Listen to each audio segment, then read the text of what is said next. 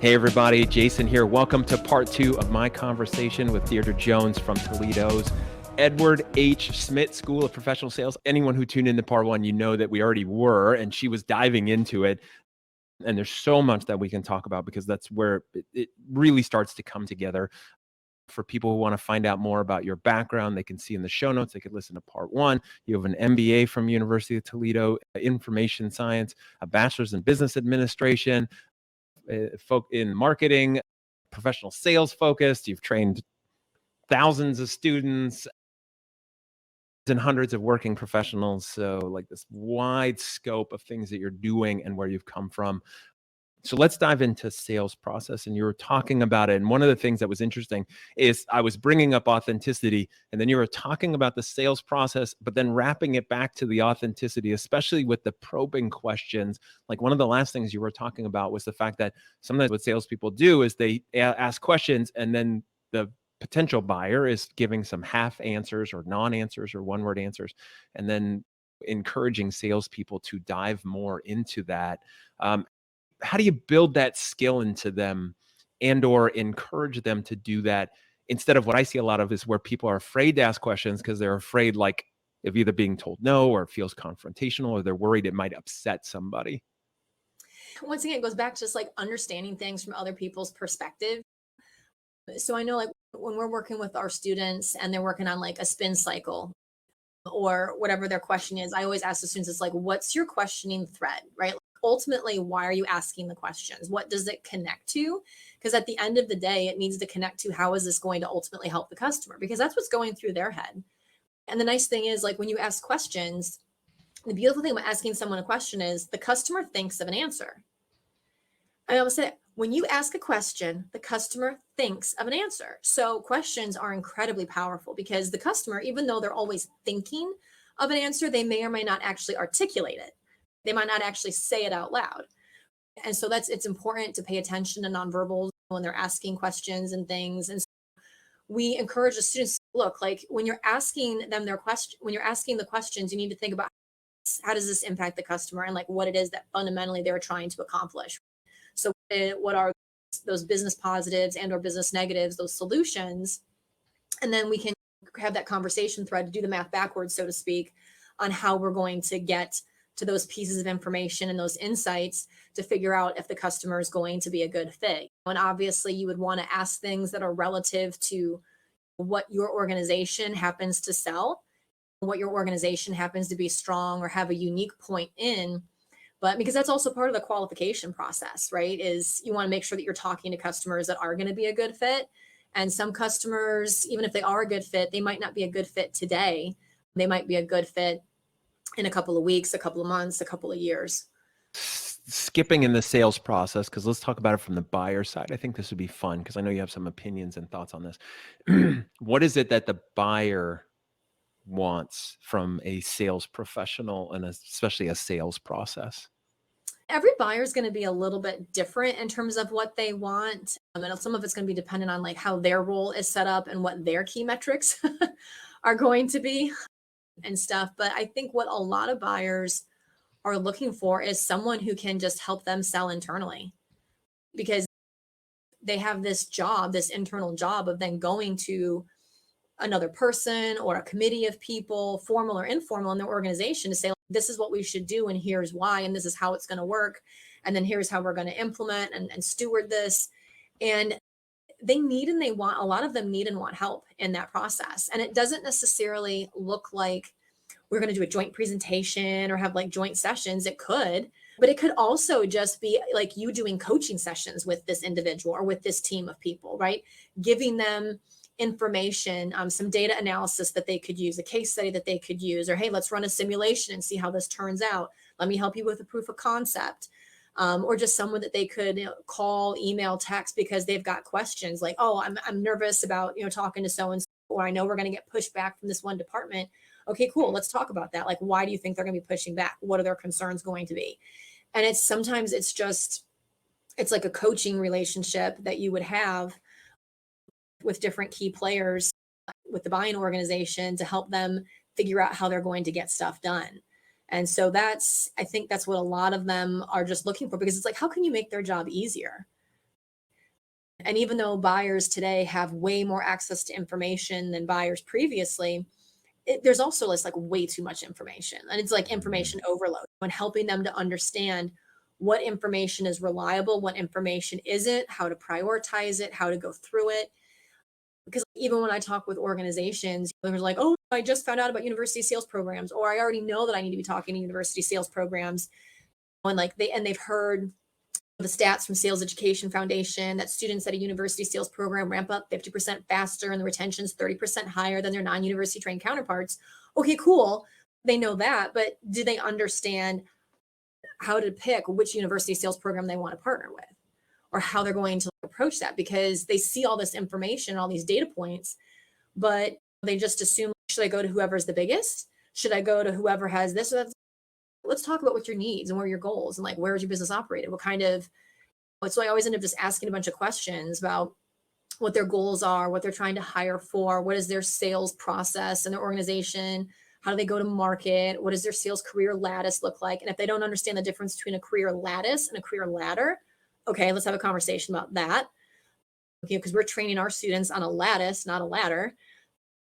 And so it's just helping them to understand, like sort through the information so that they're talking. Because there's been companies where I'm like, you shouldn't even be working with us. Actually, the best university for you would be this other one over here, or you should do this other national competition.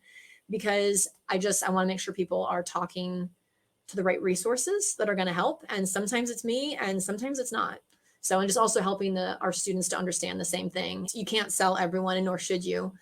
There's times you need to refer someone somewhere else. And there's other times where there's customers like, you don't want that. And you just like, I'm going to cut you loose.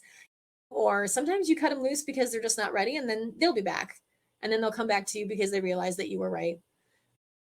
And so with that, especially with looking at buyers and obviously knowing that not all of them are the same, they don't all have the same needs, that especially professional buyers in the B2B space, there's rarely it's just one decision maker who's involved. So it is very applicable, especially if you can sell to a bigger group internally than when you do get those more simpler ones. It's obviously easier.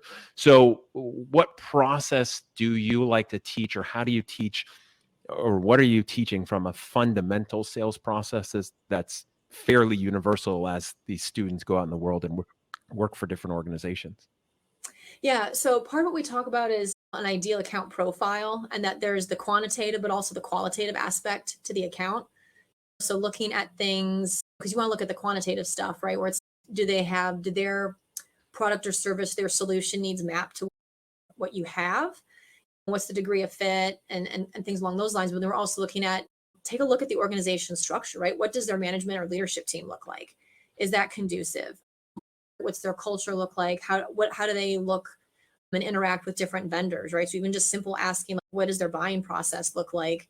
Because if they're trying to be super transactional about it, and you've got a buyer that's, I just need the sharp pencil deal, and just tell me like your best number, I don't care about the other stuff, maybe we're not going to be a good fit. Or I can give you a number, but the number, I understand that there's other things that you're not going to get. It's important for the customer to understand what is and isn't included in that process. Because once again, it's what's going through their head, like why are they so obsessed with the number, and why just that number? And do they understand what else goes into that one number? Because you've got whatever the product or service happens to be, there's support, there's like, they're paying for a certain amount of expertise.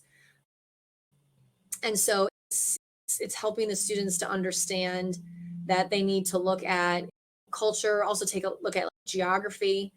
Where is that company at in terms of their life cycle, but also the customer's customer? Who are they serving?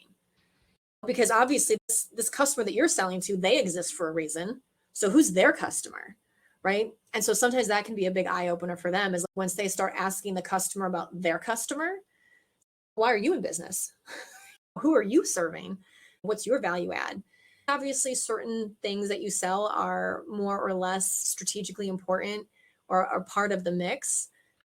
That's also part of what we're helping the students to figure out. Is we run them through a Chally assessment against the six most common selling profiles that are out there, so they can see if they're going to be a strong, moderate, or low fit for different types of selling roles so that they can, once again, make educated and confident decisions among different types of environments that they should or shouldn't be in. Because some folks, even when I've challenged myself, like I am a terrible fit for indirect selling. Terrible. You could talk to my husband. He'll tell you, no, the woman likes some degree of control. You would not want her in an indirect situation, right? But if you're talking territory, consultative system sales, I'm a really strong fit. There's just a lot of things that organically are in my sales DNA that I just organically do. And so helping the students to get that insight into some of their sales DNA and their wiring.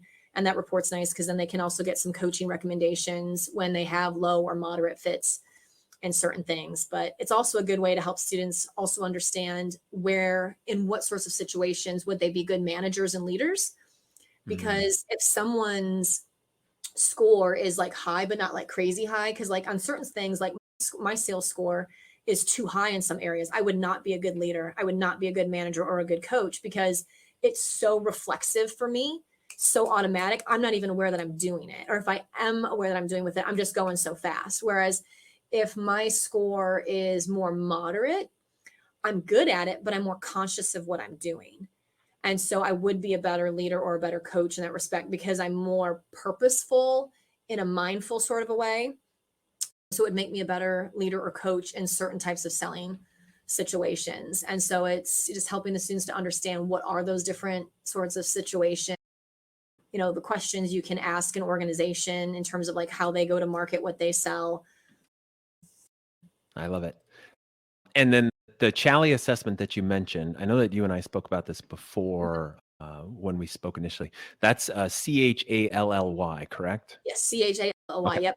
Yeah, and sales perfect. education, because the founder of the Chally and the founder of the Sales Education Foundation, it's the same individuals and stuff. And so schools that are with Sales Education Foundation get the Chally. Also, Chally is also available to other organizations to go and get that to help with their sales force or use it as a way to assess folks that they might be looking to hire.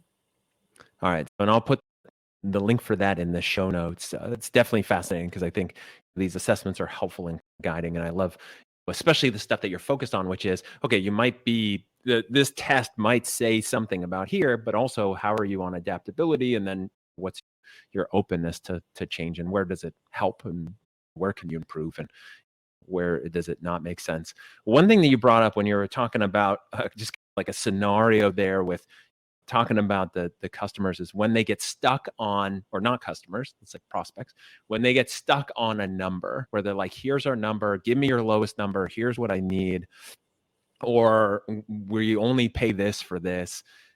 What's your experience or research or insights like why that happens? What leads to that kind of buyer scenario? Yeah, typically there's going to be two reasons where they get fixated on the price. Part of it could be like, that's just legit all they have. This is what we have to work with. And they're like desperately trying to afford or get to that place. But in other cases, it's about, and this is where we spend most of our time with the students, is understanding and identifying value. And value in the sense of like total cost of ownership. Because there is the amount that you pay now, because the way I always phrase things with our students and with my own children, I'm like, pay the bill now or pay the bill later. And if you're going to pay the bill later, you better be ready to pay with interest. And it's understanding all the different pieces and parts that go into it. Because it's, look, there's the line item for my solution personally, but what about everything else? And even like when I've worked with the university on other purchases, that when I've been on the buy side with the university, and it's like, okay, here's how much the software is going to cost, but what about how much money are we going to spend on hardware? How much we're going to spend on annual support? How much we're going to spend on other people doing things because now certain people are empowered and other people aren't empowered? What's going to happen from a time perspective? When I had a prospect who never ultimately ended up becoming a customer, and eventually they also went out of business because this was a client that I just walked away from at one point. I was like, this is ridiculous. They had a call center and they kept having all this downtime. And they were so fixated with me on this number. And I'm like, but you have like unplanned downtime, and they had like 70 or 100 people. Like they have nothing to do for like unpredictable extended periods of time. So then they wanted to see what the vendor was going to come up with because they didn't want to pay our consultants to come in to fix things or to like recommend that they needed to actually like completely replace. And so it was like, okay, I'll give you the time, go ahead, go to the tech conference for that particular vendor and see what sort of fixes they're going to have for you.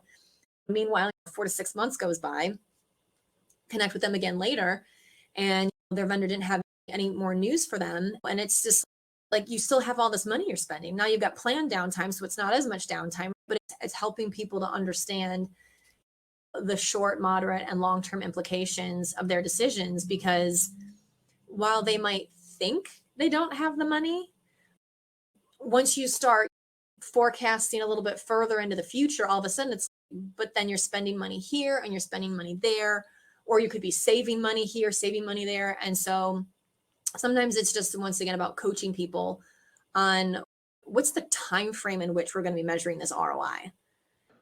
One of the things when I'm thinking about sales processes and all the stuff that you outlined for that ideal account profile, one of the biggest things, and you mentioned this in part one, was this concept of helping that potential buyer deal with change. One thing I know is that the biggest thing you're up against is people's resistance, fear, or challenges around change.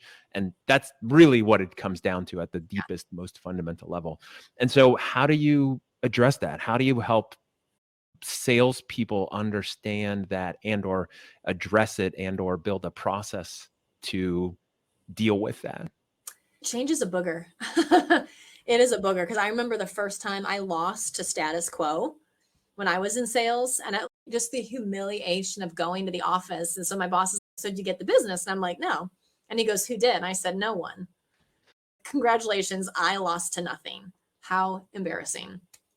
But it's really common in sales, is to lose to status quo, to lose to nothing. And it's a tough pill.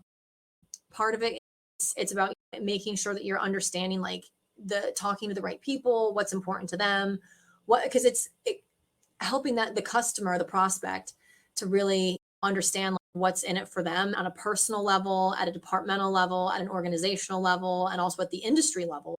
What are all of those different gateways, so to speak, where you can impact and influence change, and what's that going to mean for them?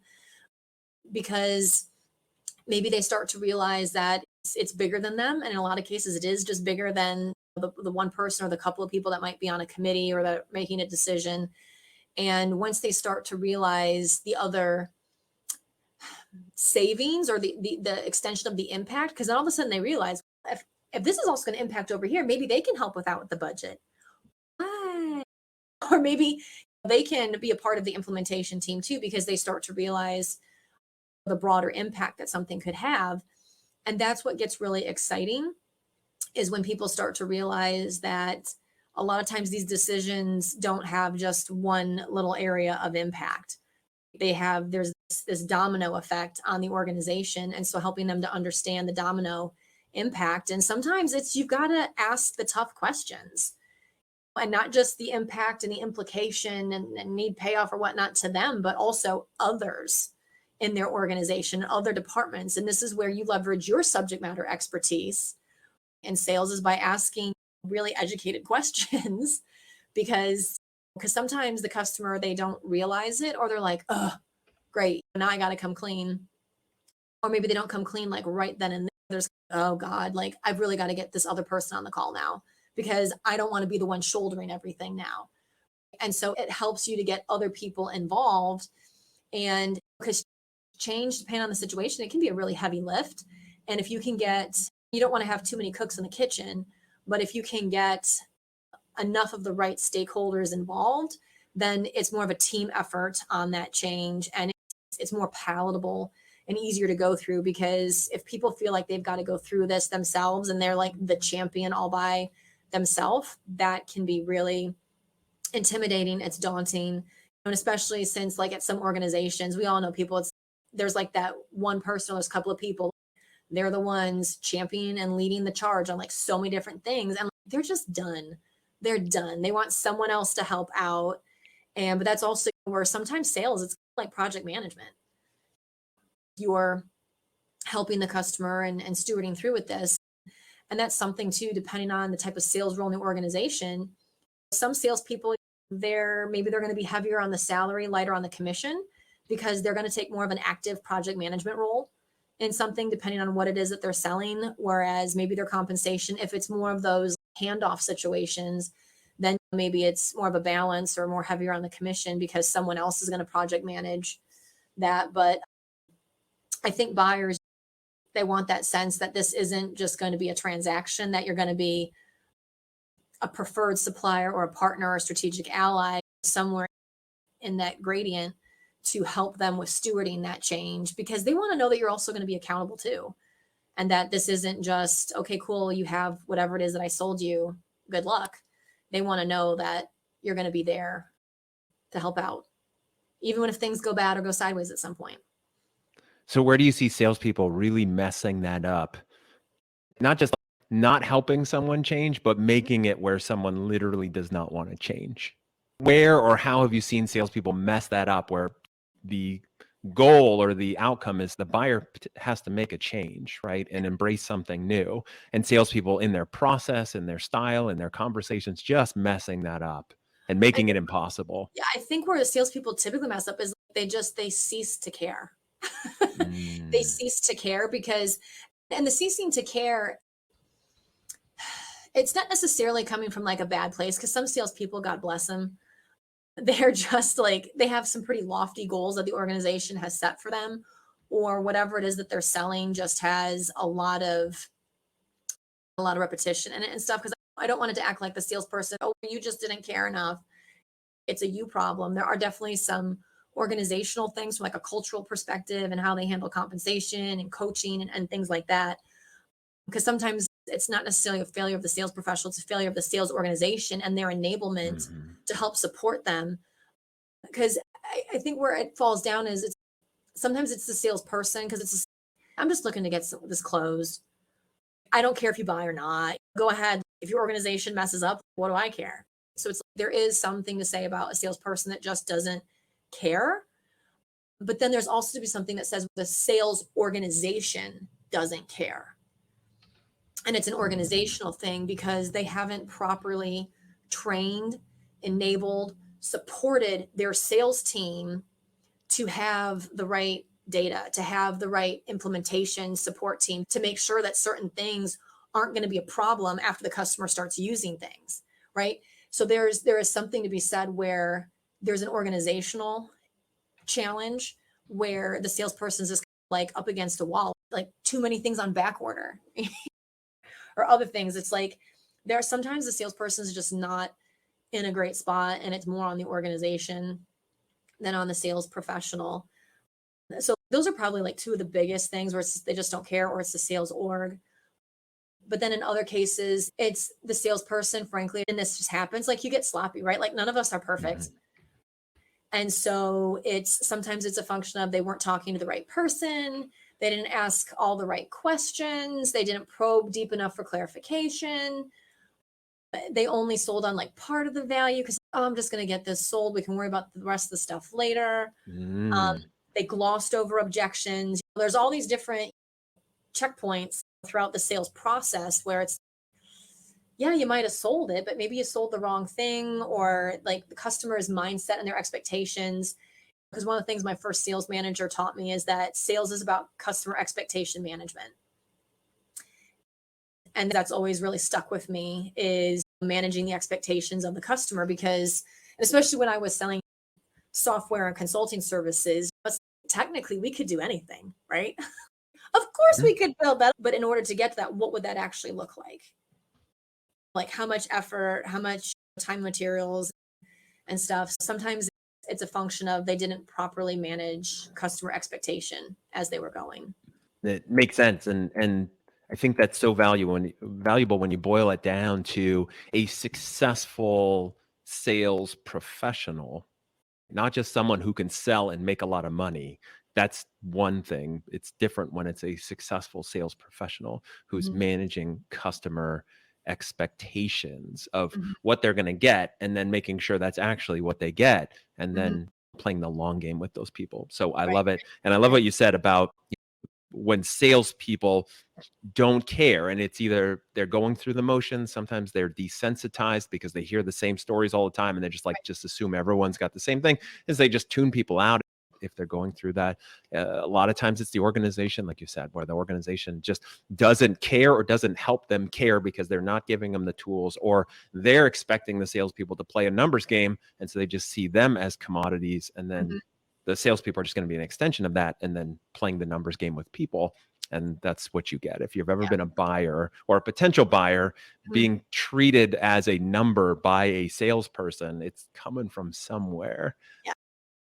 And that's usually what happens, right? You can always tell the relational versus the numbers game salespeople. Yeah. It's important to be able to have the confidence and the courage to challenge the customer sometimes.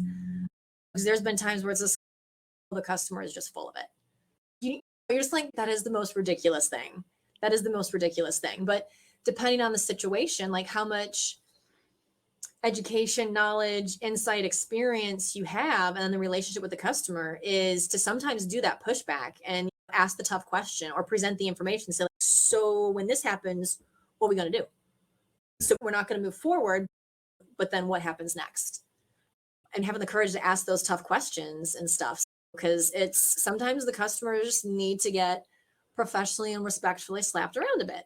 And that's what I used to tell people when I'm training them, is that my sales style is that I care about people.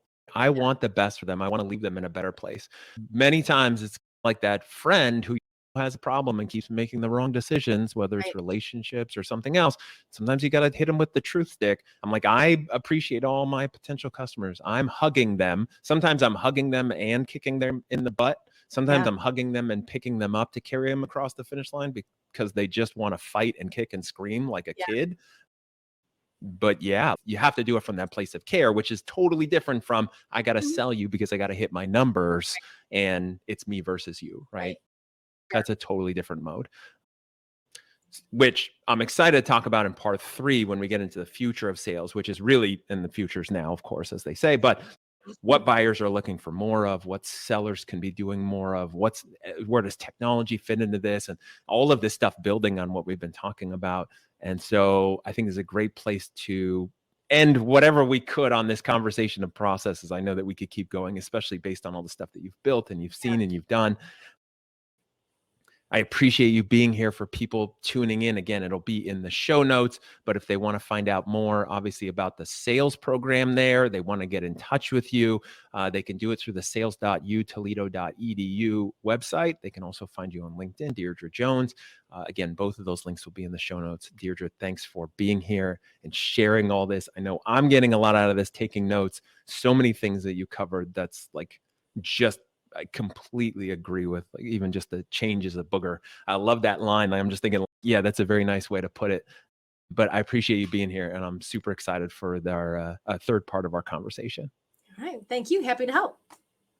And for everyone tuning in, as always, I appreciate you being here. Part of why I do this, the main part of why I do this, is to bring this out to people in the world, right? It's the awareness. And Deidre even mentioned it earlier in this episode, where people just don't even realize these programs exist. And then all of a sudden they want to get involved, but what's the right fit? More, I just want to raise awareness, because this is truly, as I've learned, where sales is going to change from. Like higher education, teaching it, putting students out there in the world, and then moving towards something that's actually a profession for the first time, in my opinion, is the only way that sales is going to change from the dirty word, because people are just doing whatever they want, to an actual profession that people want help in. And that takes all of us doing our part. So I appreciate you being here. Hopefully you got some value, whether you're tuning in, watching, listening, reading the transcript, whatever that might be for you. I appreciate it. And thank you for helping fill the world with authentic persuaders.